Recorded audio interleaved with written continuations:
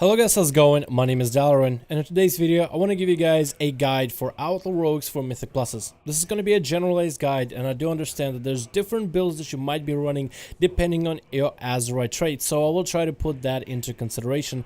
But this build in this video is mostly about the generalizations of an Outlaw Rogue guide, everything you guys need to know in order to be successful for Mythic Plus dungeons. One of my favorite parts of BFA and as well as in Legion is Mythic Pluses. I love the fact that it's kind of like a mini raid. It's a 5-man group, it's very easy to get together with, and people can get competitive since there is a ranking system. It's awesome, and Outlaw Rogues right now, in particular, Rogues are generally good, but Outlaw Rogues right now with how many mobs they are, ooh, the cleave is to die for. So a lot of people will be bringing Outlaw Rogues for their runs. So what are the advantages to bringing an Outlaw Rogue compared to the other specs of Rogue? The other specs of Rogue, Assassination and Subtlety, are all very efficient and maybe just as efficient if not slightly more than Outlaw in some situations. But one of the advantages of Outlaw is the fact that you have one build that does everything. You always want to focus on a single target build, trying to do the most amount of damage, because as soon as you want to go AoE, you're turned on Blade Flurry. So any single target abilities now become AoE, and where people are trying to figure out what kind of build they want to run to maximize their damage. Maybe this one build will be good for this trash bag, but it will be bad for the boss, and trying to, wreck their heads against it. Outlaw Rogue just runs in and just starts spamming single target damage with Blade Flurry just to turn on extra AoE. It's a build that works for everything. Some of the general advantages of Rogues are Tricks of Trade, which allows you to transfer threat back to the tank, making the pulls a lot easier for the tank, and managing aggro. This alone makes Rogues a lot more wanted in dungeon packs. We have Shroud of Concealment, which allows you to stealth AoE your group, and while you do need to complete the percentage in majority of the Mythic Plus dungeons, generally there's a lot of trash bags that you can simply skip, maybe by staying in the earlier section killing those mobs and avoiding the end mobs completely. We have Blind, we have Sap, we have Kick, and Between the Eyes, which are all great CC based abilities. We also have strong defenses like Feint, Cloak of Shadows, and Repost. Some of the other utilities we have is a pistol shot for a slow. So we don't have AoE slow, but we do get a slow. We do get Gouge, which is a second interrupt in some pools, and it's very powerful when it comes to trying to time everyone's kicks and everyone's stuns. Gouge just comes in handy. Of course, you also have Vanish, which for Outlaw is not quite as important as maybe Assassination or Subtlety, but Vanish allows you to maybe Vanish cheap shot an enemy, Vanish ambush an enemy for a little bit extra damage. So there's some uses, but it's not really the strongest. Since we have an advantage for Outlaw Rogues, in particular for this spec, is because you can run whatever build you want, mostly for single target, and then be able to prioritize it for AoE. I do want to give you guys some different builds that you can run.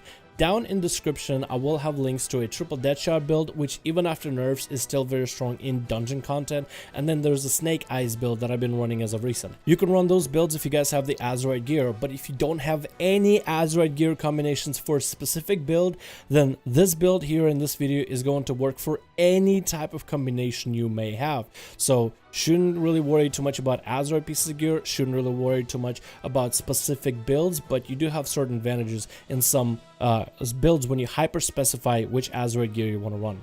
This is the base build that works for any run. You have Quick Draw, which allows you extra damage for your pistol shots, which is amazing, probably the best in the row, and gives you extra combo points on use, which allows you to cycle through your finishers and cycle through your buffs a lot easier.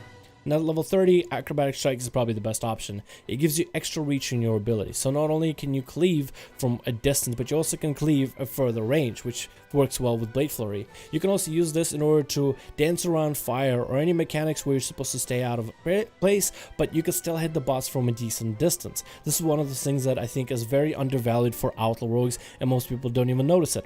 Vigor is going to be the best option for a single target. You do have some options with Deeper Stratagem, but only for specific builds. In some cases, Mark for Death has been thought of, hey, maybe it's worth running. Maybe you can have Blade Flurry, find a target that's almost dead, Mark for Death, dispatch through them, get Mark for Death back. You can use that on next target and next target, but with a playstyle for Outlaw, for most builds, Vigor is going to be the one and all for everybody.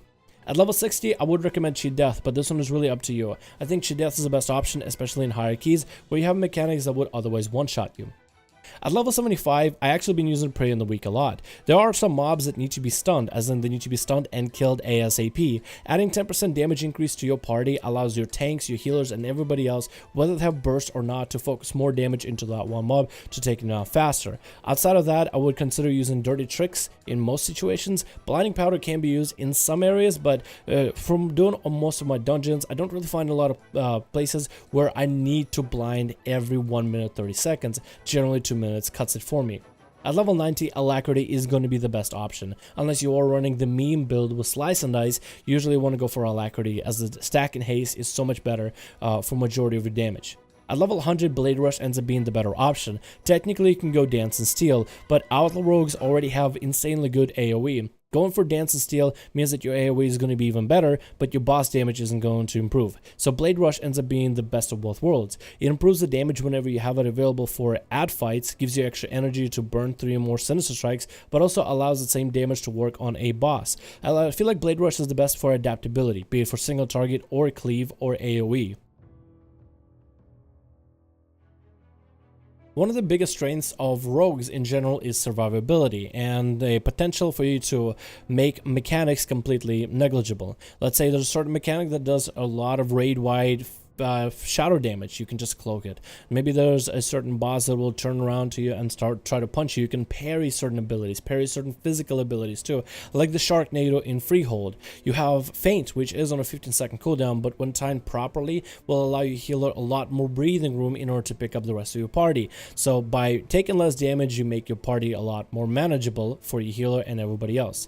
You also have very strong AoE and single target burst potential, depending on your buffs, of course. If you have the right buffs, like a 5 buff, you should always pull as many mobs as you can back to back, because this is the opportunity for the Outlaw Rogue to just do insane amounts of damage. Whether it is boss, whether it is a trash bag, you should always tell your tank whenever you have 5 buff available to kind of go a little bit ballsy, to go a little bit deeper, because as an Outlaw Rogue, you're pushing out so much damage during your buff mechanic, it's not even funny.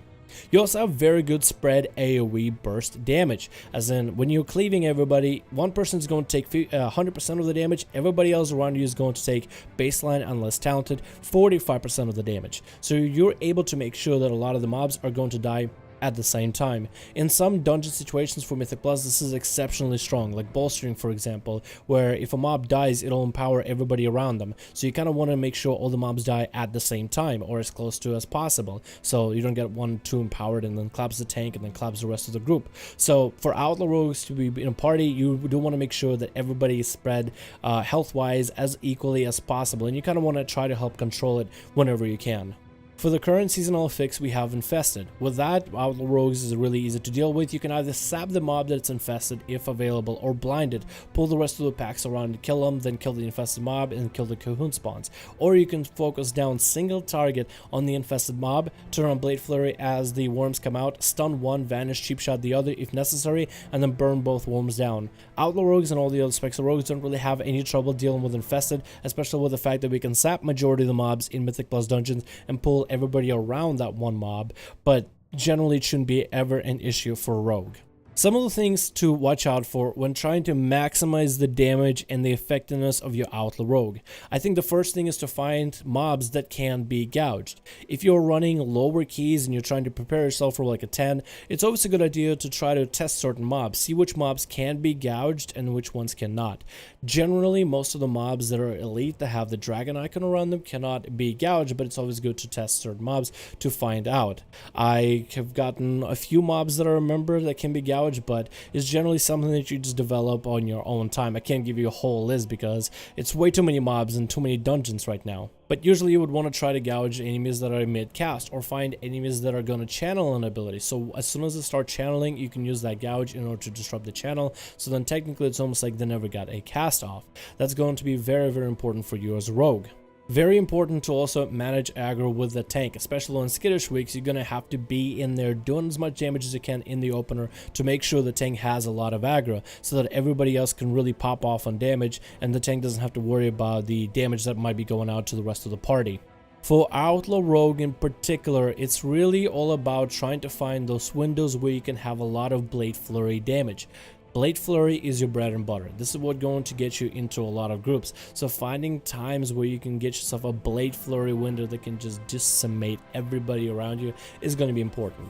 Blade Flurry is on a pretty short cooldown, and once you use the ability, it does take global and 15 energy, but then all your single target abilities have a cleave. If you're, let's say, are running some kind of a build, maybe like a triple dead shot build, and you know your next pistol shot that's proc is going to do insane amounts of damage, maybe it's a good idea to delay Blade Flurry until you get that proc, so then you can make sure that everybody has the AoE damage, where it allows Outlaw Rogue to have a lot of bursty AoE instead of needing to have consistent AoE. Sometimes it's also good to manage when you have Blade Flurry available. Let's say you have a certain pack of mobs that you're running right now, and there's 5 enemies, but then there's a bigger mob pack of 8 enemies, and you have 2 charges of Blade Flurry. I would definitely end up using Blade Flurry charge at the very beginning and try to burn some damage into the first pack, but I would save my second charge. Since there's more enemies in the second pack, I'm probably going to need both charges of Blade Flurry to do the most amount of damage. So I'll use 1 charge, and after it runs out, even if there's 3 enemies around, I'll just focus on CC, I'll try to get interrupts, I'll try to get gouges, maybe a stun in there, and I'll just keep rolling for a better set of buffs. So then for the next pack, I am better prepared and I have a lot more output and a lot more damage to go with. So then I am a lot more ready with the next pack and how we're going to deal with it. Overall, Outlaw Rogues in BFA are in an exceptionally good spot. Honestly, I've been playing Outlaw sans Legion, and I feel that currently in Battle for Azeroth, they're doing exceptionally well. Back in Legion, we were really just kind of a wild card. We had certain abilities like Gouge that were letting us bypass certain mechanics by few mobs, but back in Legion, not a lot of mobs were all CCable. It wasn't like a CC fiesta. Right now in BFA, there's a lot more opportunity for rogues to do well in terms of crowd control. I feel like the developers designed a lot of these dungeons to have moments where crowd control and high amounts of it can be exceptionally good. So I really like what they've done so far with BFA dungeons, and I feel like there's a good mix of single target as well as AoE, and there's a lot of mechanics where Outlaw Rogues in particular can handle themselves really well. I think the spec is going to be great for no matter if it is a tyrannical key, if it's a fortified key, whether it's Quaking, Skittish, Volcanic, Necrotic, Bolstering. I can't think of a single affix that really stops the rogue from doing well. It feels like it's just designed so well for Mythic Plus dungeons that it's not worth not playing. I feel like Outlaw Rogues in particular are really easy to play, so anyone can get into them. I feel like they perform really well right now in Battle for Azeroth for single target and AoE, and I feel that Rogues overall are doing really well in Mythic Plus dungeons, so definitely worth running.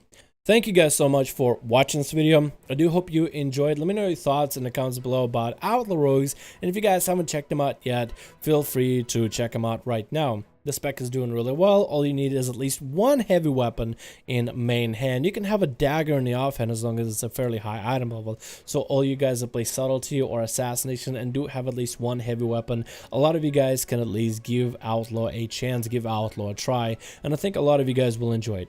Thank you guys so much for watching this video. I do hope you enjoyed. Let me know if you want me to cover any of the other specs, maybe Subtlety or Assassination next. I'd love to do them since I'm back from the hurricane and I'm here to make videos again, and it's super fun and exciting. Thank you guys all so much for watching. Hope you guys enjoyed, and I'll see all of you guys in another video.